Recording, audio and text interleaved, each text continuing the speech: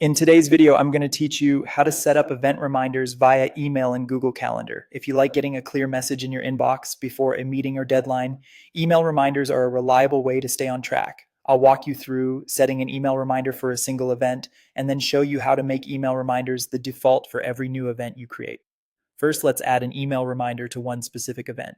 Open Google Calendar in your browser and click the event you want to adjust. In the pop-up, select the Edit option, which looks like a pencil icon.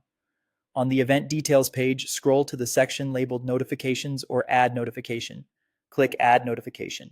By default, this might be set to a standard notification, which shows as a browser or app alert. Change the type to email so it sends to your inbox instead. Next, choose how long before the event you want the reminder to arrive. You can pick options like 10 minutes, 1 hour, or 1 day, or enter a custom time that fits your workflow. When you're ready, click Save.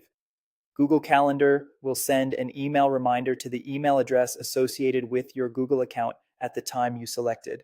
If you need more than one reminder, you can add multiple notifications and set each to email with different lead times. Now let's set up default email reminders for all new events. Open Google Calendar again. On the left panel, find My Calendars. Hover over the calendar you use and click the three dots. Choose Settings and Sharing. Scroll down to the Event Notification section, click Add Notification. Set the type to email and choose when you want it to arrive, such as 30 minutes before. From now on, every new event you create on that calendar will automatically include that email reminder.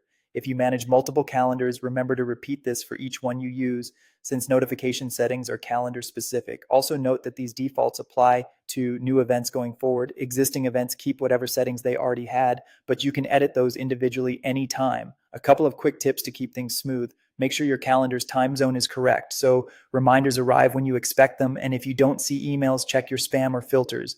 You can always fine-tune or remove notifications later without affecting other events.